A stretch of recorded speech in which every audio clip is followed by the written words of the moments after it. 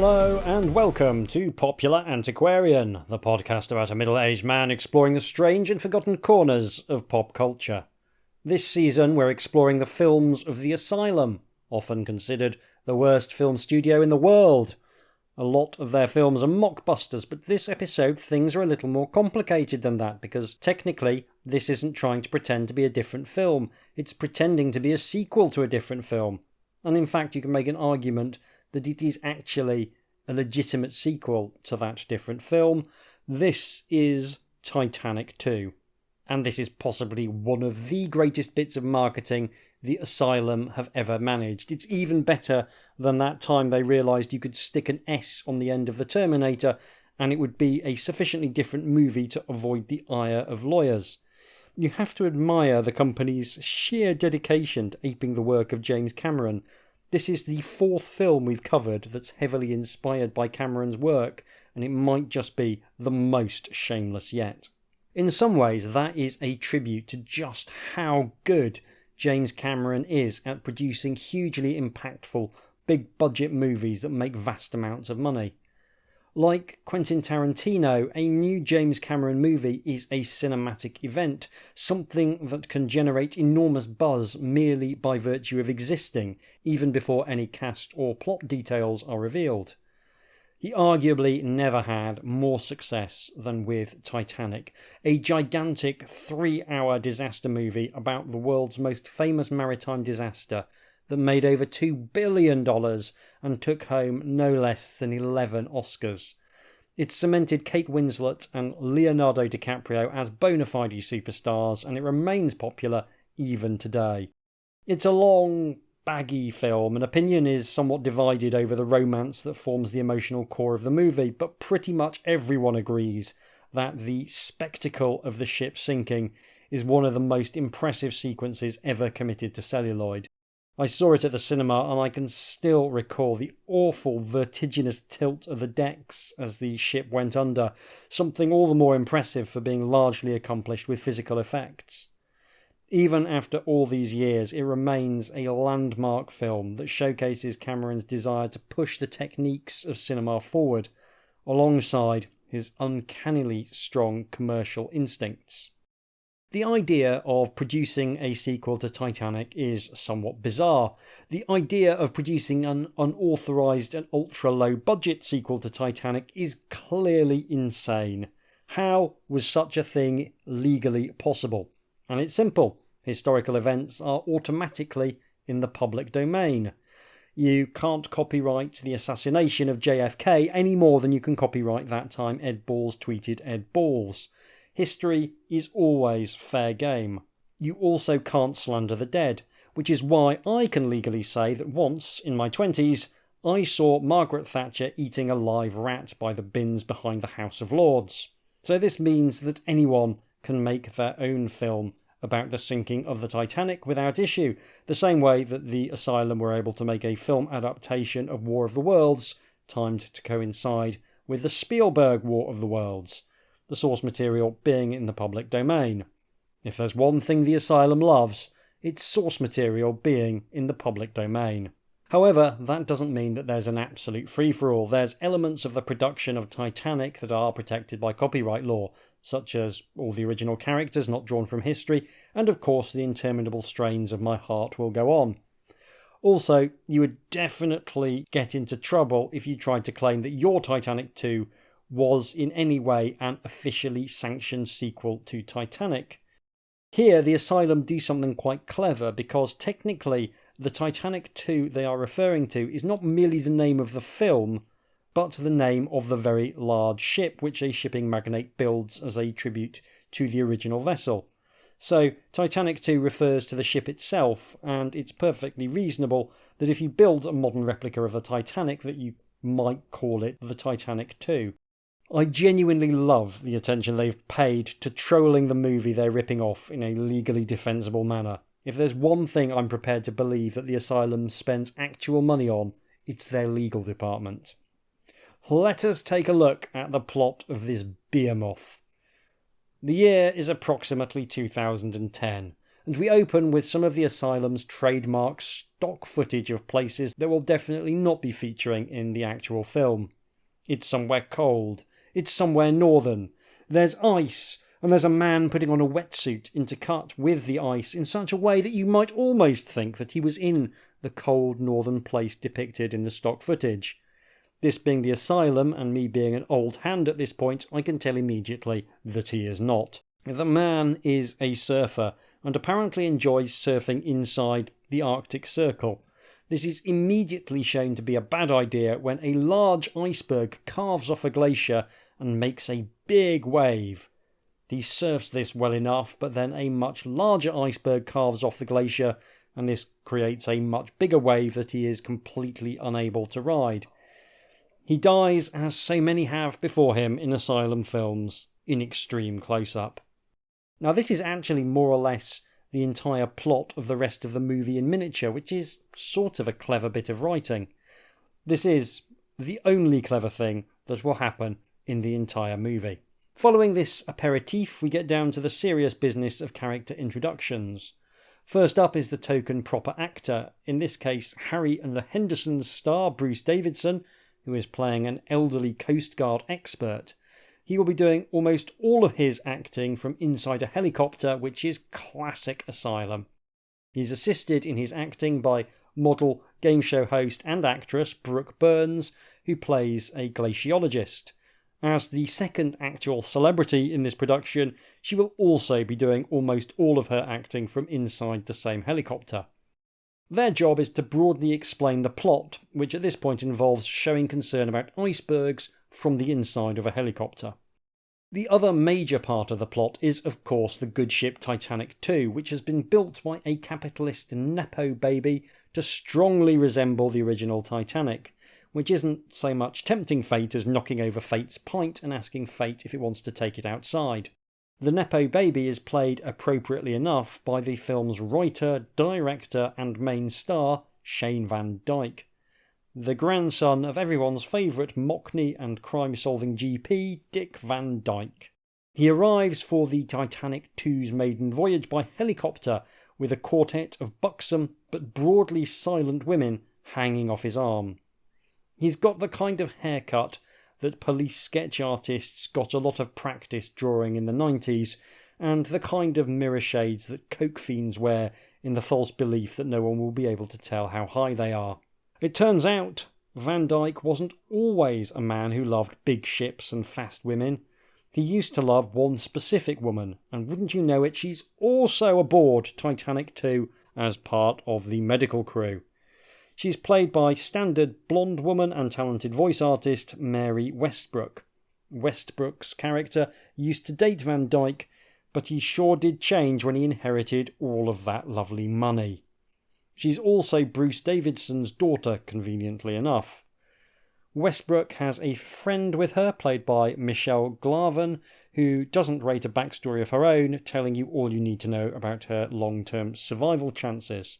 Westbrook and Glavin head aboard the Titanic 2 as it prepares to depart, and honestly, I'm a little suspicious of how good everything looks. They've clearly shot some stuff in the near vicinity of an actual ship. There's a whole bunch of externals and location work, and there's actually enough extras to make it look like people getting on board and seeing the ship off. They've also shot some B-roll at what I assume is some kind of historic ship museum, which is lit completely differently to the rest of the footage it's cut together with, which the Asylum solve in time-honoured fashion by drenching it in a sepia filter and trying to pass it off as being imbued with a sense of impending tragedy. We've now met all of the important characters in the film. It is a very tight cast by the standards of both disaster movies and The Asylum, which has a tendency to throw additional bodies in front of the camera as a way of padding the runtime. There's the captain and a few other minor speaking roles, but they really aren't especially important, and I mostly kept track of who was who by whether or not they had a beard. The Titanic 2 sets off, and the illusion of this being a proper film is immediately scuppered, as the Titanic 2 in motion looks like a child's drawing of a ship stuck on a blue bit of craft paper. We also get to see rare footage of Coast Guard Davidson outside of his natural environment of a helicopter as he lands in Greenland to investigate the problem of icebergs.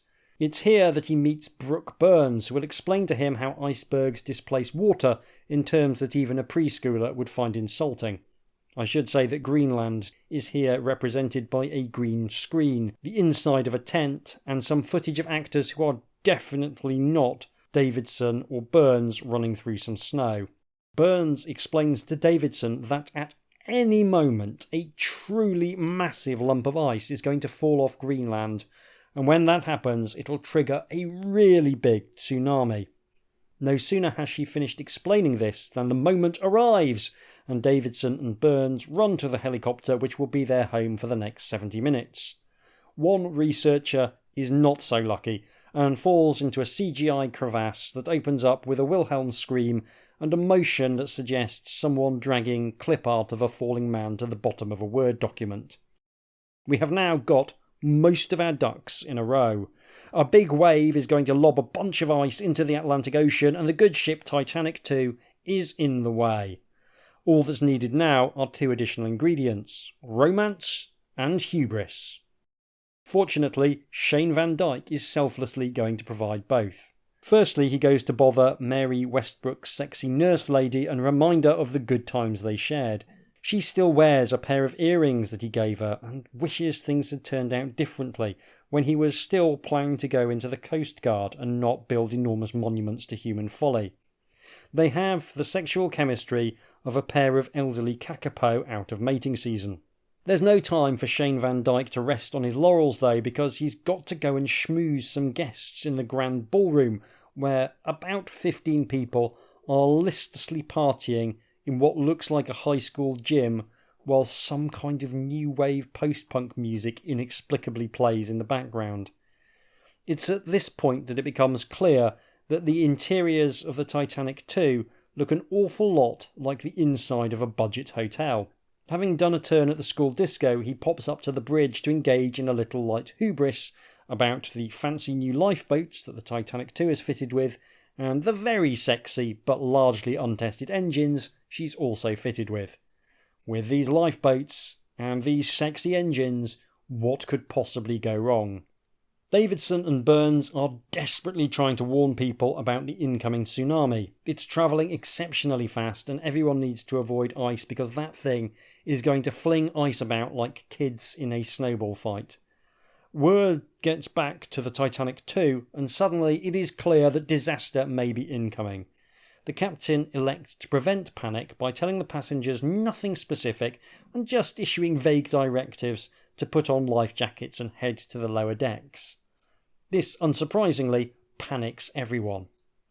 We get to see what is the objectively fewest number of people you need to convey a mass panic, which I estimate to be about 20. Everyone being in their bright orange life jackets as they scream and trample each other makes this start to look like a really dark remake of the Teletubbies. On the bridge, Van Dyke's got a plan. He's going to order the captain to open up the fancy new untested engines and get them to safety. But they're untested, says the captain. Van Dyke's not interested, and of course the engines overheat and the ship comes to a dead stop just in time for a very unconvincing CGI wave to wang an equally unconvincing CGI iceberg into the side of a ship that we've already established looks like a child's drawing. The ship immediately begins sinking, and it turns out a big problem with the ship was that no one imagined it getting hit from the side. Something that never happens to ships in real life, except the original Titanic, which was hit in the side. Looks like history is repeating itself, says someone in what may be the greatest line ever committed to tape. Everyone gets to do their very finest leaning sideways in a budget hotel acting at the moment of impact, which is a delight to see. Real shades of original Star Trek. At this point it's worth noting that the iceberg hits the Titanic 2 at the 38-minute mark, whereas in the movie Titanic, the iceberg doesn't make impact until 90 minutes into a 3-hour runtime. This is nothing if not brisk. From here, we're into fairly basic disaster territory, interspersed with Davidson and Byrne shouting at people from their helicopter. They're trying to get some help to the Titanic too, which is sinking rapidly. Meanwhile, Van Dyke decides against escaping in his helicopter and instead tells the crew to gather up the wounded to be airlifted out. What a guy. That definitely makes up for him building a giant replica of the world's most famous monument to hubris and then describing it as better than the original. Davidson and Byrne realise that another, even larger bit of Greenland is going to fall off, triggering a second and even larger tsunami. Once again, it happens almost immediately, but the main thing is that the law of escalation of sequels is in effect. Titanic had one iceberg, but Titanic 2 has two. Take that, James Cameron, and also history. Davidson realises that the second tsunami full of icebergs will pulverise the lifeboats. A bunch of people have already got into the lifeboats, which look a lot like the craft from Stingray for some reason. The reason is actually very simple. Fully enclosed craft are much easier to both animate and shoot inside. Small fleets of Stingrays are being deployed, but Davidson still has enough time to warn his daughter Mary Westbrook and literally no one else that you should probably avoid the lifeboats. Van Dyke wants to find Westbrook as well, and she wants to find her friend Glaven, who is down in the medical bay trapped under a filing cabinet. A panicking man hasn't got the memo that Van Dyke is a good guy now and punches him in the snoot, which seems fair enough, although we will specifically see that guy get killed later since Van Dyke is also the director. As Van Dyke and Westbrook head down into the bowels of the affordable conference venue, we get to see how one might go about depicting a sinking ship that's listing at a 30-degree angle, despite shooting inside a hotel that is definitely not listing at a 30-degree angle. Honestly, the efforts to depict the sinking ship in the complete absence of anything that might materially assist with that are a real highlight of the second half of this film. There's someone clambering along the deck, clinging to a guardrail, trying to make it look like he's in danger of falling over, while passengers slide past him lying on skateboards. It's glorious. Later, water will start coming in through the walls with all the urgency of a showerhead in a bed and breakfast at the top of a hill. The middle of the boat blows up in a desperate bid to make things seem serious, which involves a CGI explosion and a bit of the classic Asylum camera shake to sell the effects and nothing else. It's amazing. Van Dyke and Westbrook find Glaven, who seems to be in a bad way despite the filing cabinet being visibly very light. They manage to patch her up by sellotaping a credit card to her wound, which is frankly bonkers, mostly because the action takes place in the medical bay, where there's clearly better options. They try and get out and up to the top decks where survival is more likely. This leads to them getting trapped in a lift for quite a while. They need to find the diving equipment that's the only thing that will save them. Along the way, they need to jemmy open a jammed door with a fire axe. It's starting to seem like this ship was badly designed on a whole bunch of levels, as the doors don't work properly. Westbrook gets stuck halfway through the gap. Glaven tries to push her free, succeeds, but then falls into the gap and gets crushed to death by the closing door when the jemmy fails. Alas, it seems like we hardly knew her, which is because we learned absolutely nothing about her. Van Dyke and Westbrook deal with a couple of very low energy crises, specifically including one where they need to get across a corridor which is partially flooded by almost half a cup of water that's been electrified by a snapped cable. They could literally just walk through it in their shoes, but apparently they need to do some clambering using a pipe in the ceiling. Van Dyke pauses to accurately blame himself for the tragedy, but fortunately there's a woman on hand to shore up his flagging self-esteem. There is no disaster so serious that a man's need for external validation won't take precedence.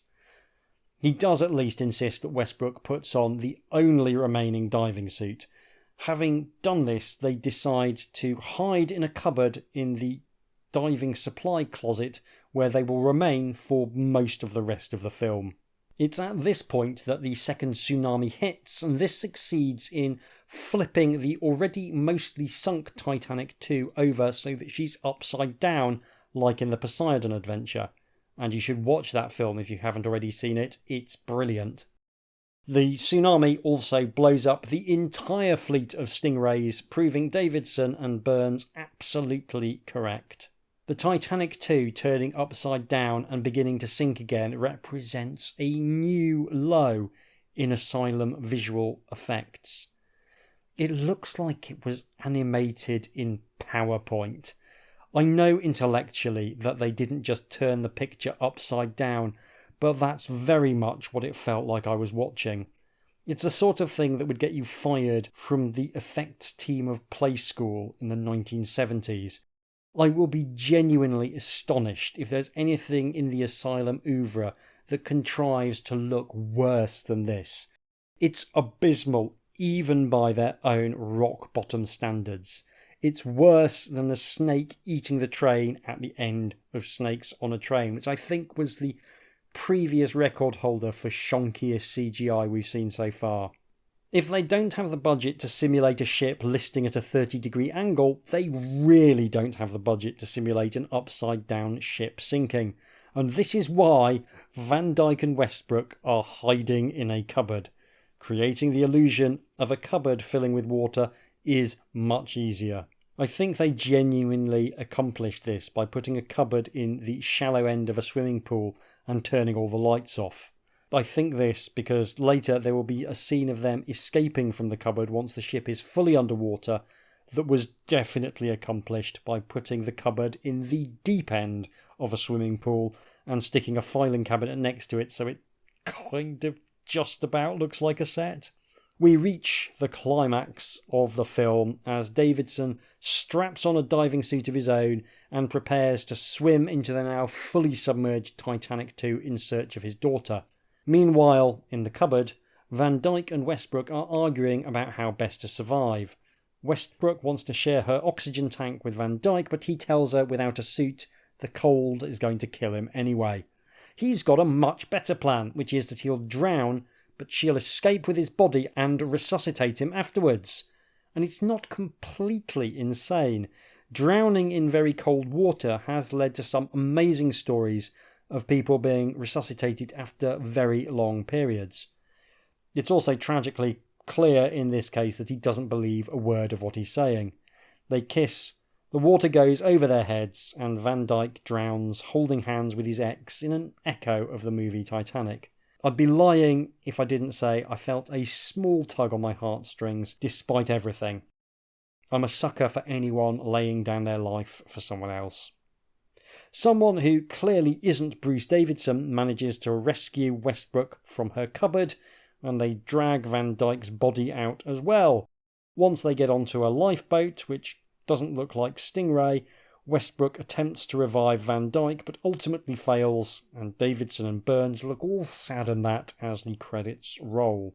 Now, this is arguably one of the less good actual films that the Asylum have turned out.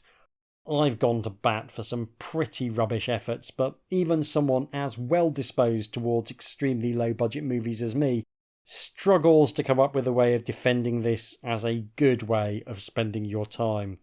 Or at least not in isolation. You see, I did enjoy watching Titanic 2, but it was definitely more in the ironic say bad it's good way than with some of the other movies, where I will genuinely defend them as actually faintly enjoyable. It's hard to enthusiastically recommend a film when the ostensible male lead vibes as someone who would purchase a new Tesla in 2025. The rest of the characters are blank ciphers, but our gallant hero is really quite objectionable. If I was trapped on a boat with him, I think I'd be cheering on the tsunami. What Titanic 2 does have going for it is that it's filled with little Easter eggs for the Asylum aficionado. If you ask the question, what does the Asylum's take on Titanic look like, this is close to the platonic ideal of the answer. The hubris of attempting to recreate something that looks even vaguely like Titanic on a budget that would barely pay for a second-hand narrowboat is honestly the real star here, and I love the fact that they're showing the same hubris as the designers of the original Titanic. I really enjoy the fact that they sort of managed to make the first 15 minutes look just about passable, because that makes the sudden drop-off in visual quality that much more impressive. And you've got all the classics on display here. An over-the-hill character actor and a game show host collecting an easy paycheck from the comfort of a single set.